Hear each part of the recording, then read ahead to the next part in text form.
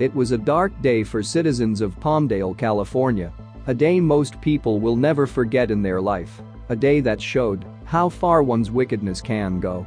On May 24, 2013, a bizarre thing happened. An 8-year-old boy who was abused and tortured over a period of months by his mother and her boyfriend died in a fatal beating.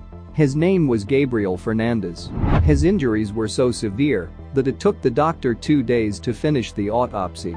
Gabriel Fernandez was born on February 20, 2005 to Arnold Contreras and Pearl Fernandez. The birth of a child is supposed to be a joy and answered prayers to the parents, but Gabriel's case was different.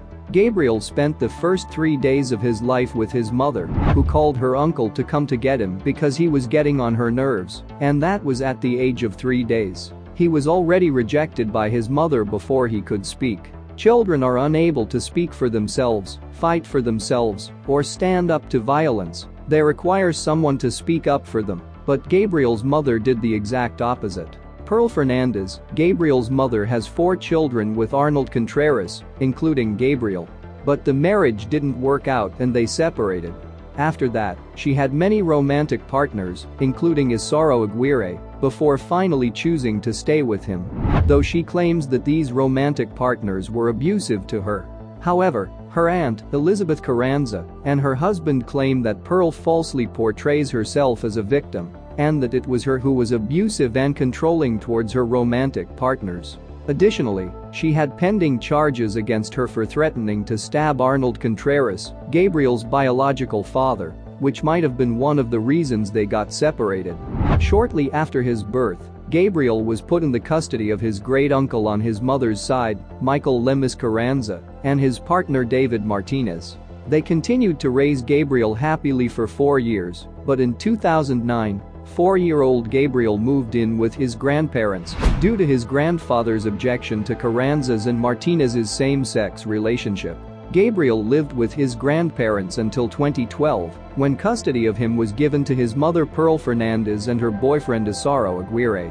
It all started in 2012. Pearl Fernandez, the biological mother of Gabriel Fernandez, was given child custody of Gabriel, though there were concerns that she only wanted custody just to gain welfare benefits. Yet, she was given custody in spite of concerns from her family, who had been taking care of Gabriel, that she was neglectful towards her own children. But unfortunately, all pleas fell on deaf ears, and soon afterwards, Gabriel Fernandez moved in with his mother and her boyfriend, Isaro Aguirre. It was supposed to be a normal childhood for Gabriel. Living with his mother was supposed to be fun, but that wasn't the case for Gabriel Fernandez. While living with his mother and her boyfriend for 6 months, Gabriel Fernandez was systematically abused and tortured, his own mother being aware of such abuse and even took part in it. Some of the abuse Gabriel Fernandez went through, according to his elder brother, included being forced to eat cat litter and feces, forced to eat his own vomit, regularly beaten which caused broken bones, burned in various parts of the body, shot in various areas of the body including the face and groin with a BB gun, forced to wear female clothing, forced to sleep bound and gagged in a small cupboard, pepper sprayed, burned with cigarettes, given cold baths, and forced to eat spoiled or expired foods. According to Gabriel's siblings, while he was being abused, his parents would laugh at him. Aguirre reportedly targeted and abused Gabriel Fernandez frequently because he believed he was homosexual. In such, the first thing he said to the paramedics when then came was he's gay. Like that was a pass on his atrocities committed. The abuse and torture luckily did not extend to Gabriel's siblings. Pearl's boyfriend, Isaro Aguirre, weirdly enough prior to meeting Pearl Fernandez, was a quiet, nice person, according to his former boss, Susan Weisberth.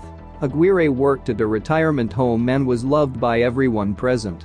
While working at the retirement home, he would often drive residents through a scenic route so they could get to see a view other than the freeway.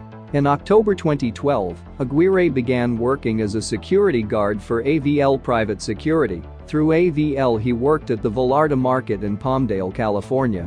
Aguirre met Pearl Fernandez roughly a year and a half to 2 years before they took custody of Gabriel Fernandez and had never committed a crime until meeting Pearl Fernandez. Throughout Gabriel Fernandez's 8-month stay with his mother and Aguirre, multiple people reported signs of abuse to social workers with the Los Angeles County Department of Children and Family Services and the Los Angeles County Sheriff's Department. However, Gabriel Fernandez was never removed from the household. This led to several concerns over the effectiveness and efficiency of social services in Los Angeles County, and ultimately led to 4 social workers being criminally charged in Los Angeles Superior Court. Seeing as their negligence cost the life of Gabriel, and who knows, maybe countless others in trouble. Gabriel had 2 siblings, and they all attended first grade at Summerwind Elementary School. In the months preceding his death, Gabriel Fernandez showed his injuries or reported abuse to a security guard, family members, and a teacher, which led to several calls to social services to no avail. After being hit with a metal belt, he asked his teacher, Jennifer Garcia, if it's normal to bleed. In response, Garcia called social services and was later called by social worker Stephanie Rodriguez, informing her that she was assigned to the case. On another day, Gabriel Fernandez came to class with chunks of hair missing and a lump on his lip. When questioned about it by Garcia, his teacher, Gabriel said his mother had punched him in his mouth. After having a discussion with the principal, Garcia called Rodriguez back and informed her of the recent signs of abuse. Again, Gabriel reported to his teacher that he was shot in the face with a BB gun by his mother. She once again informed social services of the new sign of abuse, to which there was nothing done to aid Gabriel Fernandez. After he missed 13 days of school, he returned and his teacher noticed his condition had worsened. She called Rodriguez, the social worker, but this time her call was never returned. Gabriel's great-aunt Elizabeth Carranza and her husband called social services 3 times and talked to sheriffs twice regarding the welfare of their great-nephew, and still nothing was done. 29 days before his death, a security guard, Arturo Miranda Martinez, at a Los Angeles County welfare office, noticed extensive injuries on Gabriel's body, which prompted him to call 911, risking his job to report the injuries to sheriffs. Overall, between 2005 and 2012, 60 complaints were filed against Pearl Fernandez and Aguirre to the Los Angeles County Department of Children and Family Services. Gabriel's life could have been saved if something was done. 2 social workers, Stephanie Rodriguez and Patricia Clement, and 2 supervisors, Kevin Baum and Gregory Merritt of the Los Angeles County Department of Children and Family Services, were fired and charged with child abuse and falsifying public records. The unprecedented charges held significant consequences, including up to 11 years in prison. However, these charges were ultimately dismissed by California's 2nd District Court of Appeal for lack of probable cause. In January 2020, prosecutors attempted to get a rehearing for the case, but eventually decided to drop the charges. Additionally, 9 sheriff's deputies were internally disciplined for not properly investigating the abuse allegations. On May 22, 2013, Pearl Fernandez called 911 to report that her child, Gabriel Fernandez, was not breathing. Gabriel had been fatally beaten by his mother and her boyfriend Aguirre after failing to clean up his toys. When first responders arrived, they found him on the ground naked with several injuries. Aguirre explained to them that Gabriel was gay. Paramedics rushed him to the hospital where doctors declared him brain dead on arrival. He passed away 2 days later on May 24, 2013, at the Children's Hospital Los Angeles. He died at the age of 8 years, and the official autopsy declared he died of blunt force trauma coincided with neglect and malnutrition. He had a cracked skull and broken ribs, with BB pellets in his lung and groin. The injuries were so severe that it took the doctor 2 days to complete the autopsy. At the time of his death, he was 4 feet 1 inch tall and weighed 56 pounds. Both Pearl and Isaro Aguirre were arrested on the spot. The Isaro Aguirre case was prosecuted by Deputy District Attorney John Hatami and Deputy District Attorney Scott Yang. In September 2017, jury selection began for the case. Questionnaires were given to prospective jurors, and they were informed that the trial could last as long as 6 weeks. Additionally, they were told the trial involved extensive internal and external injuries of the victim. The jury composition was 7 women and 5 men. When the trial began, jurors were given details about the extensive abuse Gabriel Fernandez went through in the months preceding his fatal beating. Prosecutor John Hatami called Aguirre pure evil and argued that he deserved the death penalty, even though it doesn't even compare to what he did to Gabriel.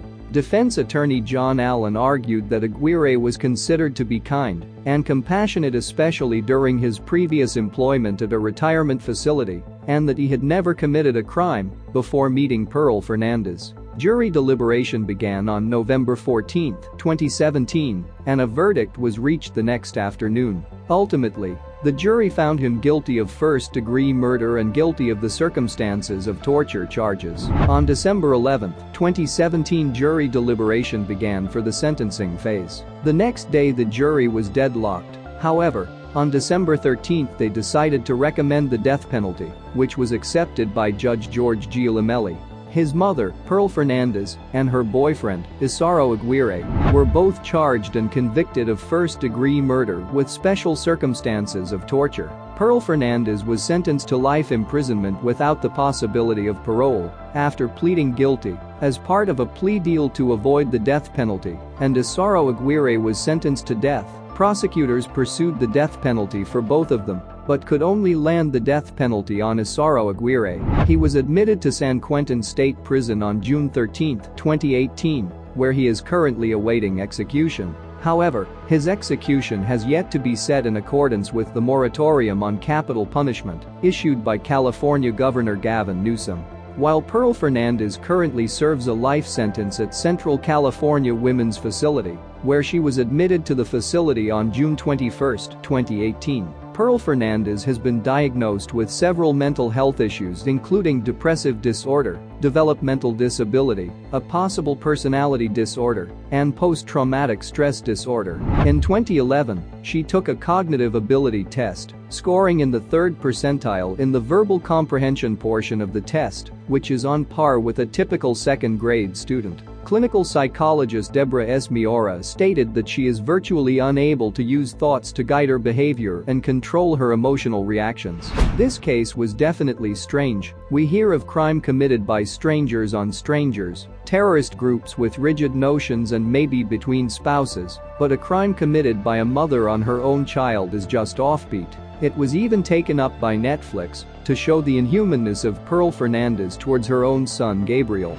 The Trials of Gabriel Fernandez is a 6-part crime documentary that premiered on Netflix in 2020. Directed by Brian Knappenberger, the documentary details the murder of Gabriel Fernandez and subsequent responses by the media and local government. Children should be taken care of. They are a joy to the world and not something you beat to show your power. Children are meant to be showered with love and not hatred, attention and not abuse. If we truly want to change the world and make it a better place, then it has to start with us and our family. We truly hope and pray Gabriel Fernandez is in a better place.